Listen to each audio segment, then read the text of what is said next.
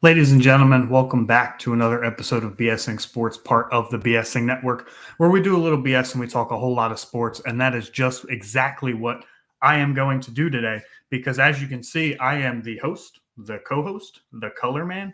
It's a one man show, baby. And I'm going back to my roots. So, generally, right about now, Bill would be introducing the guys, we'd be saying how we're doing, and then we would go over our NFL predictions for the upcoming slate of games. I am not going to do that today.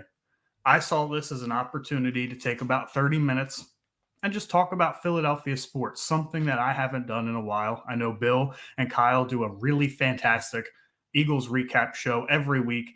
You got to go check those guys out. They are on the YouTube channel that you are currently watching this from. So if you are into Eagles football or if you really hate the Eagles, go ahead and check out that episode. Give your take on it. They're there Tuesdays, most weeks. Sometimes they have to do Thursdays. But I'm here today by myself because it's the holidays and people are spending time with their family, their friends, and we need to respect that. You know, it's important to, especially this time of year, spend time with your family and friends for sure. So, like I said, I'm going to go back to my roots here a little bit. I'm just going to strictly talk about the Eagles, the Flyers. I'm going to touch a little bit on the Phillies. They haven't done a whole lot in free agency, but there's still stuff to be talked about, right? So, as far as the Eagles go, there are alarms of panic over the last two games after getting absolutely decimated by the 49ers and the Cowboys. Let's not sugarcoat it. Let's not make excuses for them. It wasn't injuries. It wasn't the referees. It was they got dominated on both sides of the football, both games. Um, However, I don't necessarily think that the sky is falling with this team. I don't think the world is ending. They are coming out of a 5-game gauntlet that consisted of the Cowboys twice, the 49ers, the Chiefs, and the Bills, and they are 5 of the best teams in football. And I said before the season, before the gauntlet started, if they come out of this 3-2, I think they'll be all right. I think how they lost those last two games was a little uninspiring, but I think if we step back and look at the whole picture of what really happened in those 5 games, specifically with those two losses, but let's paint a different picture here. So first, they go up against the 49ers, right, who are coming out of, a stretch of their own, right? They lost 3 games in a row in, I believe it was October. So, no, it was November. They lost 3 games in a row in November. They had some injuries, right? Debo Samuel, Trent Williams. They go into the Eagles game, right, having played the Thursday night the week before. So they have a little bit of extra rest, which has been unusual for the 49ers this year. And they decimate the Eagles. So they're a well-rested, very good football team, and they just went out there and punched them in the mouth. And the Eagles emotionally did not respond. They didn't look like a good football team. And it was the same exact scenario in Dallas. Dallas had played the Thursday night game the week before and then comes out in Dallas and punches them in the mouth. Very uninspiring losses. But let's go over how the Eagles season looks to this point. So on offense, the Eagles are 8th in total offense at 358.8 yards per game. It's not a bad stat, right? We'll get into Brian Johnson and the play calling in just a little bit, right? 13th in passing at 234 yards a game. 8th in rushing, which is a little surprising considering the lack of running the football the Eagles have done over the last month or so. 6th in points per game. This team is still scoring at a very good rate, 26.3 points per game. Just a tick under last year, which is a little surprising because that brings me into my point about Brian Johnson. The play calling looks anemic. The offense looks terrible. We all want to point fingers at Brian Johnson. I have pointed fingers at Brian Johnson. I do believe that the offense is predictable, as a quote, may or may not from A.J. Brown have come out earlier this week. I do believe that the offense is predictable. I believe that it's one of the most simplistic offenses in the NFL, and I don't think that the players in that offense are being utilized to their skill sets. That being said, top 6 in points per game, top 10 in total yards. They're still moving the football. The one thing that is absolutely killing this team, and we cannot blame on Brian Johnson, is turnovers. 19 giveaways on the year, 15 of those by Jalen Hurts. Jalen Hurts has absolutely regressed as far as his protection of the football from last year. Has it gotten a little bit better in the last couple weeks or so? Yes, because he's not throwing interceptions. However, some of these fumbles have been costly for the Eagles. I mean, he had one early in the Dallas game when they were driving down the field.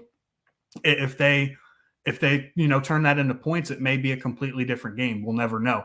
But the fact of the matter is Jalen Hurts has fumbled in 7 straight games. And we saw the video clip of them in practice working on making sure Jalen Hurts falls protecting the football. Now, I've seen a lot of opinions on that clip. The Eagles don't trust Jalen Hurts. The Eagles, have no faith in their franchise quarterback. I don't get it. So you mean to tell me in the NFL, if somebody has an issue with something, if they're consistently, fumbling the football, if they're consistently throwing the interceptions, you just don't want to change the practice routine? You just want to let them keep going out there and fumbling the football? You don't want to help them get through that? Isn't that what coaches are supposed to do? They were saying Jalen Hurts looks disinterested. He making up all kinds of stories and all kinds of craziness, right? The fact of the matter is the Eagles are trying to help Jalen Hurts get through a problem that he has. 7 straight games with a fumble is not a good number to have. So while we want to sit here and point all of our fingers at Brian Johnson, ultimately, I believe Jalen Hurts and his turnovers are just as equal to blame. I think I actually believe if Jalen Hurts cleans up his turnovers, that this team looks almost like they did last year. I think if you remove one or the other, truthfully, they'd be a lot closer to last year. But I think that Jalen Hurts' turnovers as a problem for this offense are not being talked about enough, and it's concerning. Now, here's where my real concern lies between last year's Eagles and this year's Eagles, and that is the defense. 22nd in yards per game, 353.9 yards per game. 28th against the pass. This is a defense that was number 1 against the pass in the NFL last year. So as much as the Philadelphia fan base, which can be my favorite, they can also be my least favorite at times, wants to continue to give John Gannon slack because they don't like some of the things that he said in the media after he left. They don't like the way he left. They don't like the situation. They thought John Gannon was soft, that he didn't blitz enough. Whatever the case may be, I'm going to come out and say it, bottom line, John Gannon's defense last year, 1,000 times better than this defense this year. I think Sean Desai, as much as we were hyping him up before the season, because it was different than Gannon, the Philadelphia fan base, had this irrational hate for Gannon and the defense that he led. Yes, they did not play well in the Super Bowl, but over the course of the season, they played a hell of a lot better than this defense did. I think Sean Desai, truthfully, is a terribly underqualified coordinator who, in his 2 years prior to coming to Philadelphia, the year 2 years ago with Chicago, last year with Seattle, has not had a defense finish better than 22nd in points per game allowed. And this is a guy that we were, myself included. So obviously I'm admitting that I was wrong on this as well. This is a guy we were hyping up because it wasn't John Gannon. It was going to be different. Our defense was going to be better. I think a lot of that was recency bias, watching the Super Bowl, watching how bad the defense played, particularly in the second half, and saying, we need to get this dude out of here. The reality is they rushed the pass a little bit better last year. They defended the pass in the secondary a hell of a lot better last year.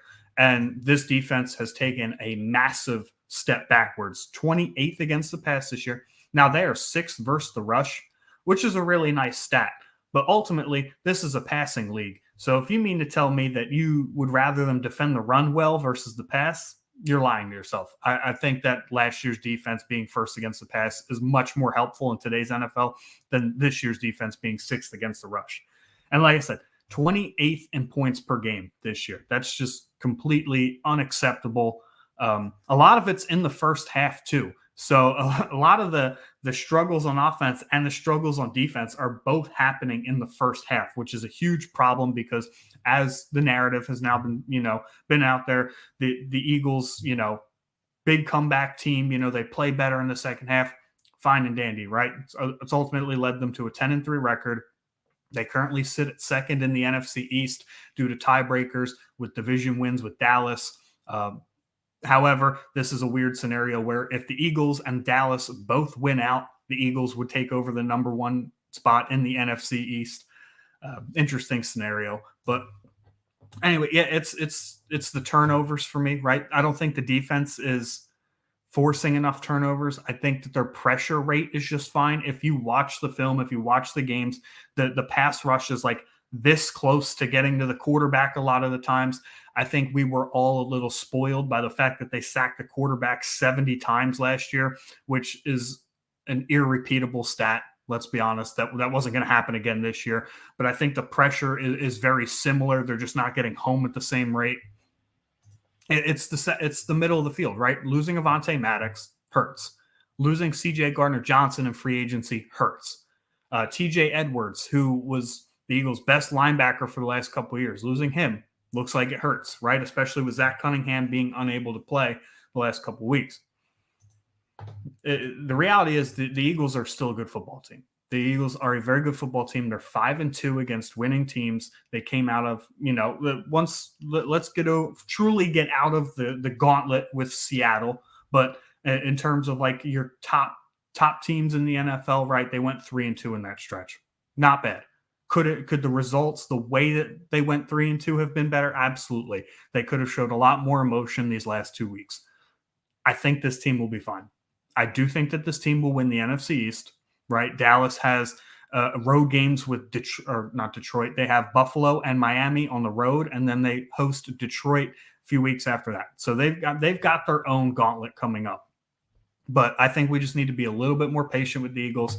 I don't think they're as good as they were last year, both on the coaching side and on the player side. And that's just the reality of it, right? I think the Eagles team last year was a very good football team, and they got outplayed, outcoached by a very good Andy Reid and Kansas City Chiefs organization last year in the Super Bowl. Do I think that they can make it back to the Super Bowl? Absolutely. I do think that they can. I think they need to show a little bit more heart and take it a little bit more personally the last 2 weeks that they've gotten punched in the mouth.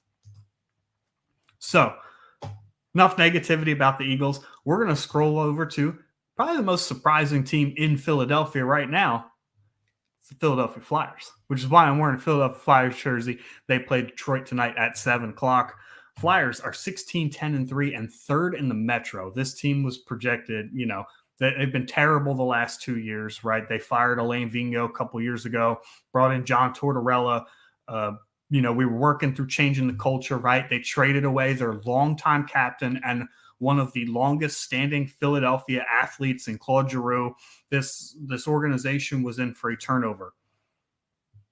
And this organization actually looks pretty good. They look ahead of schedule. So I'm not going to say that this team's a Stanley Cup contender this year. I'm not going to say that. I don't even think that they truly are a deep playoff team, right? But I think that there's enough evidence this year to show, hey, this team could make the playoffs. This team could even win a round in the playoffs. We'll see as time goes on. I think there's a couple different reasons between what we've seen from the Flyers in previous years versus what we see from them this year. So first things first, they're actually pretty abysmal offensively. They average just under 3 goals a game at 2.97, which is 22nd in the NHL. They have the 4th worst power play in the NHL at 10.9%. So there's some improvement to be had on offense, but they, as Ken Brandt points out in the comments, no quitting these kids. Absolutely. If you go watch the Philadelphia Flyers, this team plays with a ton of heart. They are hustling every shift. They don't give up. Even in the games where they, on the scoreboard, it's looked pretty bad, that late in the third period, they're still hustling hard. They're still finishing their checks. They're still putting pucks to the net. So they're doing everything right. And I think ultimately that's one of the reasons why they're a better team this year than they have been in previous years. Another fun stat, they're also tied for second in the NHL with Dallas, shorthanded goals. They have 7 shorthanded goals this year. They scored 3 in one game. That is so unheard of, but the penalty kill has been outstanding. They're a top 5 penalty killing unit at 86% in the NHL. And if you're, killing, about 9 out of every 10 penalties, that's a fantastic number in the NHL. So they're really stepping it up on the penalty kill and on the goaltending side. 8th in goals against average at 2.72 goals per game. 13th in save percentage. So the save percentage is a little bit lower, but that leads me to my next stat. It's because they allow the 10th least amount of shots this season at 739, which roughly comes out to about 25 and a half shots a game. That means the defense is playing very well. They're tight checking. They're not allowing clear lanes to the goalie for clear shots to be had. They're not allowing a lot of high scoring opportunities for opposing wingers and centers, which is very nice, right? There's other teams are struggling to get pucks to the net, and that's very important, which has allowed Carter Hart to have 2.42 goals against average and a 0.919 save percentage. Had an excellent season. Carter Hart's rebound is another huge reason, and the defensive play is another huge reason as to why the Flyers are third in the Metro right now at 35 points. Some interesting stats from a couple different players. There are only 3 guys on this team in 29 games that have 20 or more points. Sean Couturier at 21, Travis Konechny at 24, and Travis Sanheim at 21. Now, Travis Sanheim's playing a ton of ice time. He's averaging over 25 minutes of ice time. That John Tortorella has removed him from the power play for now. I don't necessarily think that's performance-based. I think that's strictly because they're trying to limit his minutes, right? Playing 25 minutes a night over an 82-game stretch is a heavy burden to carry, especially for a young defenseman like Sanheim. And I believe that it's just a minutes managed thing. And they have more availability to put guys on the power play. You've got your Cam Yorks. You've got other guys who can quarterback the power play from the defensive spot. And they only have 3 guys with 10-plus goals. Konechny at 16, Farabee at 19, and Owen Tippett at 10. Now, Owen Tippett was acquired in the Claude Giroux trade that everybody said we got fleeced on. However, this dude looks like he's a decent second-line forward. He's a good shooter. You know, he finds himself around the net with a lot of good looks, and he's scoring at a pretty good rate this year. 10 goals through 29 games. I mean, that's nothing to bat an eye at. You know, we're looking at potentially a 30-goal season there from Owen Tippett. But the big reason, bottom line, the Flyers team is playing so much better is the health of Sean Couturier, who dramatically improves this team's play on both sides of the ice, right? He was he was the Tim Selke Award winner a couple years ago in 2019, which means you're the best defensive forward in hockey. And he really is. And at that point in time, he had stepped up his offensive game too and had back-to-back 70-point seasons. Now he's been dealing with injuries the last couple years, so it's no coincidence that the Flyers have struggled the last 2 years without a continuous presence from Sean Couturier on the ice. He's a leader on the ice. He's a leader off the ice, and still one of, if not the best two-way forward in hockey. And his name will be in the Selke conversation once again. My prediction is, I think the Flyers do finish third in the Metro, right? The Metro is really tight. You've got 7 teams that are separated by like 11 points. And this early in the season, 11 points is not a huge ordeal.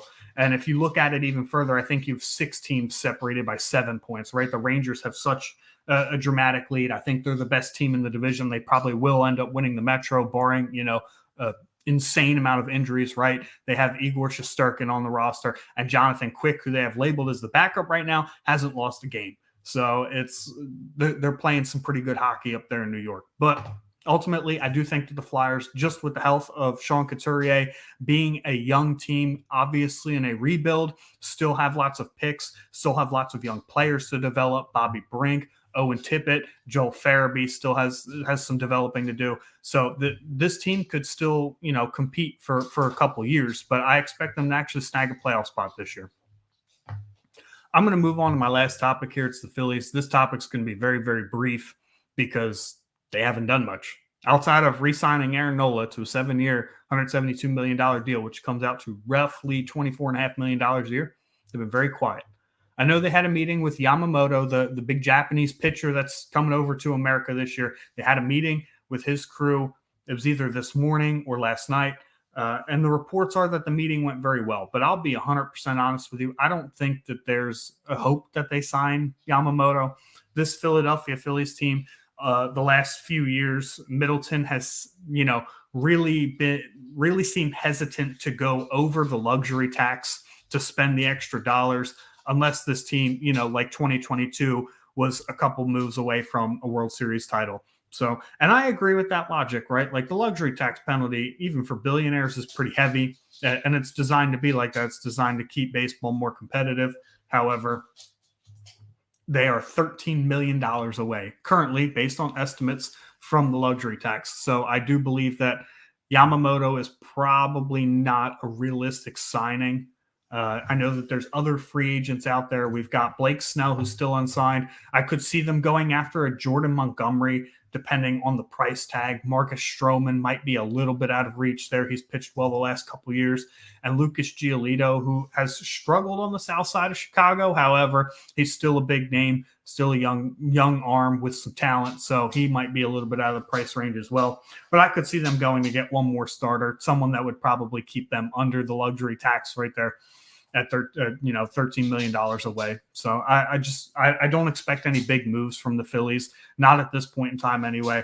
We can revisit that statement when the trade deadline comes around for this upcoming season. We'll see how the Phillies do with a full season of Bryce Harper under their belt, right? The last 2 years, he's missed a significant time with injuries, which could be a huge factor as to why they started off slow last year.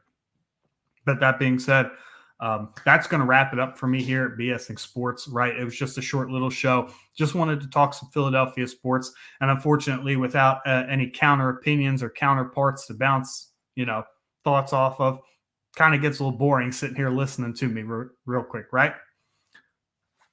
I have one more thing I want to talk about, actually. And this is sad. This is heartbreaking. So brace yourselves. Jake is not on the show tonight because he has come down with something, and it's really heartbreaking to say this. It's not, he's not ill, he's not poor, but for $1 a day donating, you can help Jake Krogan not be a Broncos fan anymore. I know that's shocking. It's really sad to hear him come down with such a thing like that, but we really want to help him overcome this so that way he can have the rite of passage, root for a good football team like the Philadelphia Eagles. We want to help him get out of that little rut that he's stuck in. So for just $1 a day, www.bsingsports.com, you can help him out. That'll do it here for me from B.S.ing Sports, part of the B.S.ing Network, where we do a little BS and we talk a whole lot of sports. Have a good night.